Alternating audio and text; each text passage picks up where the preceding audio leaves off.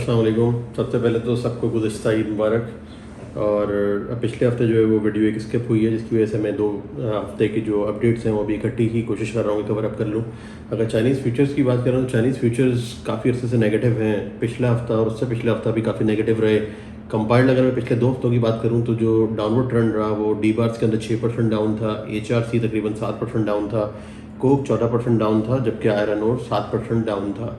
इसी किस्म के असरात जो है वो अभी स्पॉट मार्केट के ऊपर भी देखने में आ रहे हैं। स्पॉट मार्केट के अंदर भी जो कमी है प्राइसेस के अंदर वो होती चली जा रही है। हर हफ्ते कुछ ना कुछ प्राइसेस जो है वो कम हो रहे हैं। उसकी मेजर रीज़न ये नज़र आती है कि प्रोडक्शंस काफ़ी ज़्यादा बढ़ चुकी हैं मिल्स की।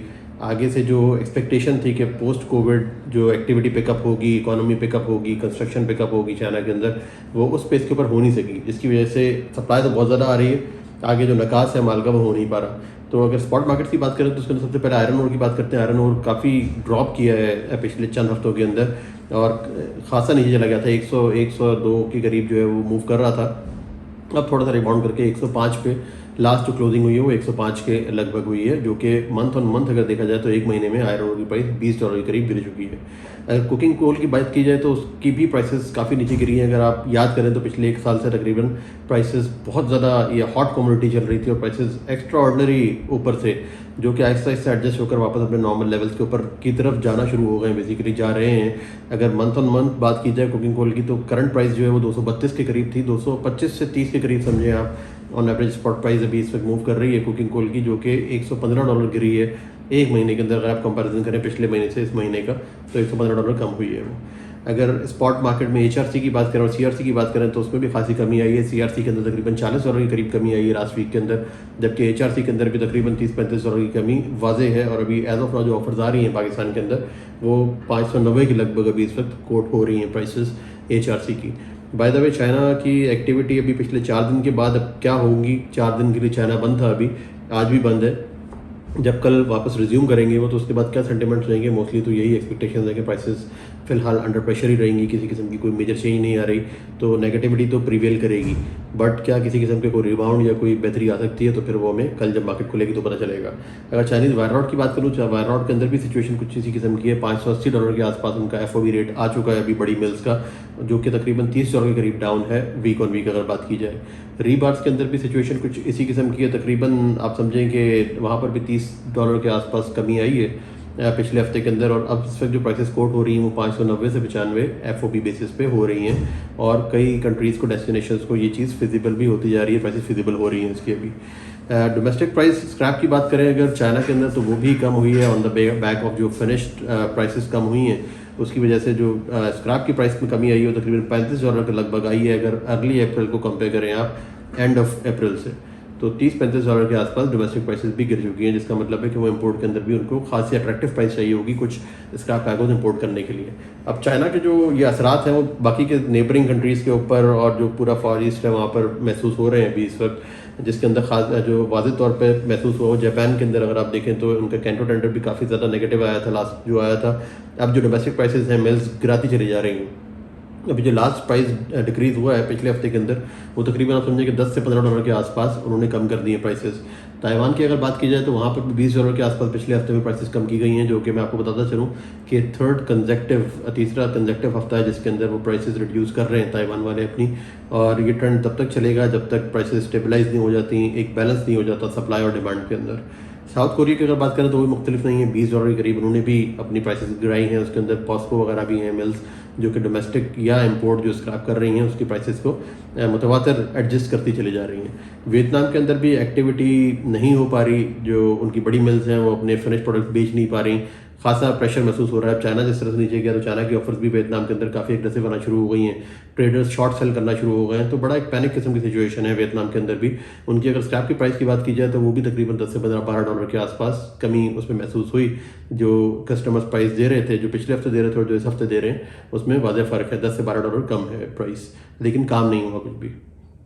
अब टर्की पे आते हैं, क्योंकि टर्की को ही सब लोग देख रहे हैं इस करंट मार्केट सिनेरियो में, जबकि कोई क्लैरिटी नहीं है किसी के पास भी। तो टर्की ने काफ़ी दिनों के बाद जो है वो कुछ बुकिंग्स की हैं। लास्ट वीक में जो बुकिंग सुनने में आई वो बड़ी एक सरप्राइजिंग बुकिंग थी सबके लिए, जो कि उन्होंने $403 के ऊपर HMS बुक किया यूरोप का। और अगर इक्वलेंट उसका श्रेडेड की प्राइस निकाली जाए तो वो लगभग $420 के आसपास ही आएगी, इससे ऊपर नहीं आएगी अभी इस वक्त। तो आगे भी टर्किश मिल्स का ऐसा नहीं है कि वो खुल के जो है बाइंग कर रही हैं उस लेवल के ऊपर, अभी खासा एक टफ टाइम दे रहे हैं वो सेलर्स को। सेलर्स जो कि अभी होल्ड किए बैठे थे पिछले 15-20 दिन से ड्यूरिंग रमज़ान, कि रमज़ान के बाद जो है वो एक्टिविटी शुरू होगी, पोस्ट ईद हॉलीडेज़ जो है वो मार्केट में कस्टमर्स आएंगे और बाइंग करेंगे, तो खासे हद तक तो उनकी एक्सपेक्टेशन गलत साबित हो चुकी है। कस्टमर्स ने उस तरीके से एग्रेसिवली बाई नहीं किया, मेनली टर्की को बाई करना था, उन्होंने भी बाई नहीं किया। जो प्राइसेस हैं उसको प्रेशर डाल के वो कोशिश कर रहे हैं कि 400 से प्राइसेस नीचे जाएं और फिर उसके बाद वो जो भी उनको रीस्टॉकिंग करनी है वो कर सकें। अगर टर्की में बिलेट्स के प्राइस की बात करें तो वो भी कम हुई है, अभी 610 से 615 के आसपास एक्सवर्ट्स प्राइस सुनने में आ रही है, जो कि पिछले हफ्ते हमें 630-35 के आसपास सुनने में आ रही थी। अगर डोमेस्टिक स्क्रैप की बात करें टर्की के अंदर तो वो भी खासी कम हो गई है। जाहिर है कि जब इंपोर्ट प्राइसेस कम होती हैं, उसके टैक्स कम होते हैं, तो लोकल प्राइसेस भी कम होती हैं। आपको सिर्फ एक इंडिकेशन देने के लिए कि लास्ट वीक से इस हफ्ते में और उससे पिछले हफ्ते से हफ्ते में क्या फ़र्क आया है। अगर पिछले हफ्ते की बात करूँ तो टर्की की स्क्रैप प्राइसेस $15 के करीब कम हुई हैं। अगर उससे पिछले हफ्ते की बात करूँ तो प्राइसेस जो कम हुई थी वो तकरीबन $27 के आसपास हुई थी। ओवरऑल 2 हफ्ते के अंदर जो प्राइसेस कम हुई हैं टर्की के अंदर, वो $45 के आसपास कम हुई हैं। इस किस्म का इसका असर अभी बाकी मार्केट से बेसिकली आ रहा है और आता रहेगा। टाइमिंग प्राइसेस एडजस्ट होंगी और मार्केट के अंदर, और उसी हिसाब से मामला आगे बढ़ेंगे। अगर रीबार के प्राइसेस की बात करें तो वो भी काफ़ी ड्रॉप हो चुकी है टर्की के अंदर। अभी इस वक्त जो प्राइस आ रही है रीबार्स की वो तकरीबन 660-65 के आसपास कोट हो रही है FOB बेसिस पे, और स्टॉकिस्ट जो है वहाँ पर वो उससे भी नीचे बेचने की कोशिश कर रहे हैं, क्योंकि कैश जनरेट करना है सबको, लिक्विडिटी के इशूज़ हर जगह पर हैं, तो उन रीजंस की वजह से रीबार्स के ऊपर भी खासा प्रेशर है टर्की के अंदर। यूरोप की बात की जाए तो यूरोप में भी सेलर्स जो है वो माल रख के बैठे हैं और ख़रीदार नहीं है। टर्की नहीं था बेसिकली मार्केट में, डोमेस्टिक मिल्स भी इतना अच्छा प्राइस पे नहीं कर रहे हैं, क्योंकि डोमेस्टिक यूरोपियन मिल्स में भी प्राइसेस कम होना शुरू हो गए हैं। चाहे HRC हो, चाहे वायर रॉड हो, चाहे CRC हो, तमाम प्रोडक्ट्स के ऊपर, लॉन्ग प्रोडक्ट्स के ऊपर खासा प्रेशर है। चाहे आप इटली की बात कर लें, चाहे पोलैंड की बात कर लें, हर जगह पे प्राइसेस रीएडजस्ट हो रही हैं। और उसी तरह मिल्स अपनी डोमेस्टिक जो बाइंग प्राइसेस हैं उसको भी रीएडजस्ट कर रही हैं।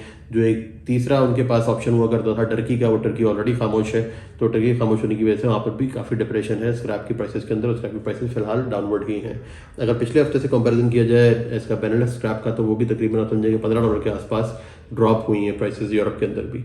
अब इंडिया की अगर ऑफर्स की बात करें यूरोप के अंदर, तो वो भी खासा रोल प्ले करती हैं पिछले चंद महीनों से, जब से इंडिया एक मेजर एक्सपोर्टर बना है यूरोप के लिए।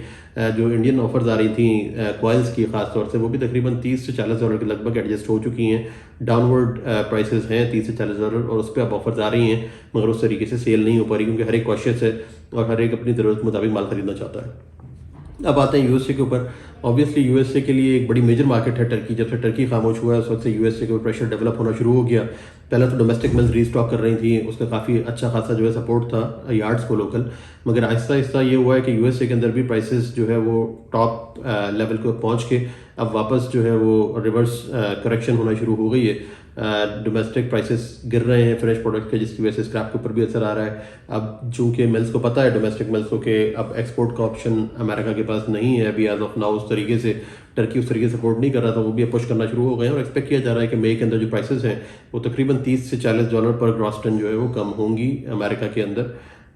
अब ये पता चलेगा अभी इस हफ्ते के अंदर की प्राइसेस किस तरीके से एडजस्ट होती हैं, क्योंकि नॉर्मली डोमेस्टिक मिल्स यूएस के अंदर प्राइसेस असेसमेंट के अंदर तकरीबन एक हफ्ता लग जाता है। तो होपफुली नेक्स्ट वीक के अंदर हमें क्लैरिटी आ जाएगी क्या हो रहा है, बट डेफिनेटली प्राइसेस जो है वो डाउनवर्ड ही एडजस्ट होंगी अमेरिका के अंदर।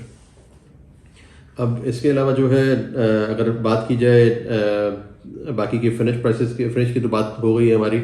एक जो सबसे बड़ा रीज़न अमेरिका के अंदर नज़र आ रहा है वो इन्फ्लेशन का नज़र आ रहा है। इन्फ्लेशन अपना असर दिखा रही है। ये जो चीज़ें कम होती जा रही हैं, प्राइसेस जो कम हो रही हैं, और कंस्ट्रक्शन एक्टिविटी के भी सुनने में आया कि यूएस के अंदर कंस्ट्रक्शन एक्टिविटी खासी डिप्रेस हो चुकी है अभी। इन्फ्लेशन जो इतनी बढ़ चुकी है उसकी वजह से लोगों को फिजिबल नहीं है अभी कि वो कुछ कंस्ट्रक्शन कर सकें और कंजम्पशन हो सके उस तरीके से। तो वो चीज़ अभी अपना रोल प्ले करेगी और करती रहेगी। लोग एक्सपेक्ट कर रहे हैं कि कहीं रिसेशन का ये पार्ट ना हो और चीज़ें और मज़ीद स्लो डाउन की तरफ ना जाती जाए। अब बात करते हैं बांग्लादेश की। बांग्लादेश के अंदर कुछ एक्टिविटी सुनने में आई। उन्होंने 2-3 बल्क कार्गोज जो है बुक किए हैं पिछले 10 दिन के अंदर, और जो उसकी प्राइसेस अभी आई हैं वो पिछले प्राइसेस से काफ़ी ज़्यादा कम है। जो लास्ट बुकिंग सुनने में आई वो तकरीबन $439 के ऊपर यूएस वेस्ट कोस्ट से HMS का सुनने में आया, जबकि एक और कार्गो बुक हुआ है जिसके अंदर प्राइस HMS की 445 थी और जो शेड की प्राइस थी वो 452 के लगभग थी। तो मेरे ख्याल से बल्क मार्केट के अंदर Bangladesh is one of the most active market right now. पिछले हफ्ते के अंदर तो बांग्लादेश की एक्टिविटी रही, टर्की खासा खामोश था, इंडिया भी खामोश था। इंडियन कस्टमर्स खरीदना चाहते हैं, रीस्टॉक करना चाहते हैं, मगर अभी फ़िलहाल रेडी नहीं है उन प्राइसेस के ऊपर खरीदने के लिए। जो कंटेनर्स के अंदर ऑफर्स आ रही हैं बांग्लादेश को HMS की, वो भी तकरीबन 445-50 के लगभग आ रही हैं, और कस्टमर्स रजिस्ट कर रहे हैं कि जितना ज़्यादा से ज़्यादा वो उनको पुश कर सकें डाउनवर्ड, वो पुश करें। और LC के जो इश्यूज़ हैं बांग्लादेश में वो अभी तक परसिस्ट करते हैं, तंगी है, मगर LC इस्टेब्लिश हो रही हैं तो बिज़नेस वापस रिज्यूम तो हो चुका है, बट थोड़ा स्लो है, अभी तक वापस उस एक्टिविटी के ऊपर नहीं गया। जहाँ तक रीबार की सेल्स की बात है बांग्लादेश के अंदर, तो वो भी प्राइसेस कुछ थोड़ी सी कम हुई हैं वहाँ पे बांग्लादेश में, और वहाँ का जो अपटेक है बेसिकली रीबार्स का, वो भी अभी इस वक्त उस तरीके से नहीं है, थोड़ा स्लो है। इंडिया की अगर बात करें तो इंडिया के अंदर शेड की ऑफर्स अभी अराउंड 445 के लगभग आना शुरू हो गई थी लास्ट वीक के अंदर। कस्टमर्स काफ़ी कॉशियस हैं, बहुत ज़्यादा बुकिंग नहीं हुई और कस्टमर्स और फर्दर नीचे की बिड कर रहे हैं। अगर HMS की बात करें तो HMS का काम हो रहा था इंडिया में, अच्छा खासा HMS बुक हो रहा था क्योंकि रीस्टॉकिंग करनी है, मिल्स के पास इन्वेंट्रीज अवेलेबल नहीं है। लेकिन जो प्राइसेस हैं HMS की, उसके अंदर भी GCC का जो HMS है उसमें $10 की कमी महसूस हुई है, अभी लास्ट वीक के अंदर देखने में आई है। और जो उनकी डोमेस्टिक मार्केट है, चाहे डोमेस्टिक मार्केट हो चाहे एक्सपोर्ट मार्केट हो, दोनों ही डिप्रेस हैं करंट हालात के अंदर। अगर बिलेट्स की बात की जाए उनके तो तकरीबन 1000 रुपये के करीब बिलेट्स की प्राइसेस कम हुई हैं। अगर स्क्रैप की बात की जाए तो वो भी तकरीबन 700 से लेकर 1000 रुपये तक प्राइसेस स्क्रैप की भी कम हुई हैं।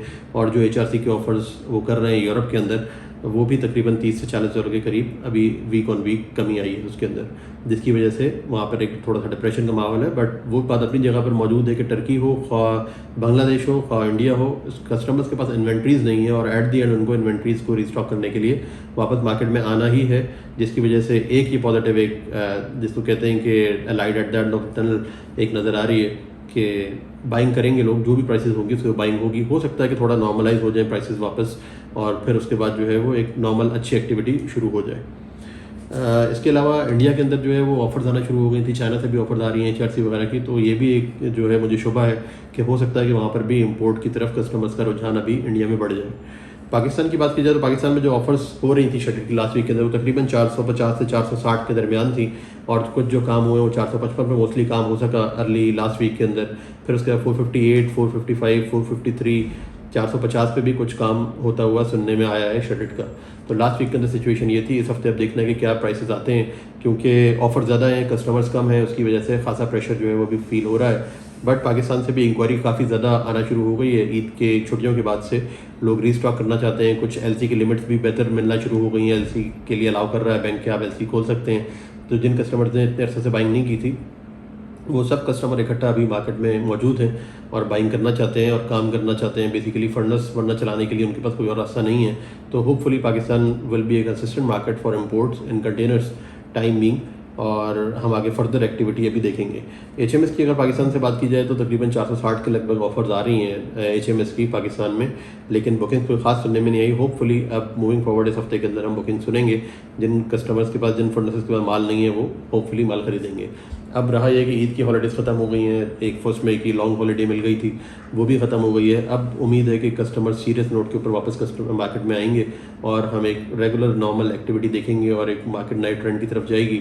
एक बारिशों के सीज़न का भी इस वक्त एक्सपेक्टेशन है, जो कि वेदर फोरकास्ट वालों ने बताया है कि अब काफ़ी मुल्क भर के अंदर बारिशें होंगी। अल्लाह करे कि सारी चीज़ें जो है वो सलामती के साथ रहें और बारिश उतनी ज़्यादा ना हो कि सैलाब वाली सिचुएशन बने और लोगों के कारोबार डिस्टर्ब हो। तो होपफुली उसके अलावा तो मेरा ख्याल है कि एक्टिविटी नॉर्मलाइज हो जाएगी। अब तक के लिए ये अपडेट्स थी। Thank you very much.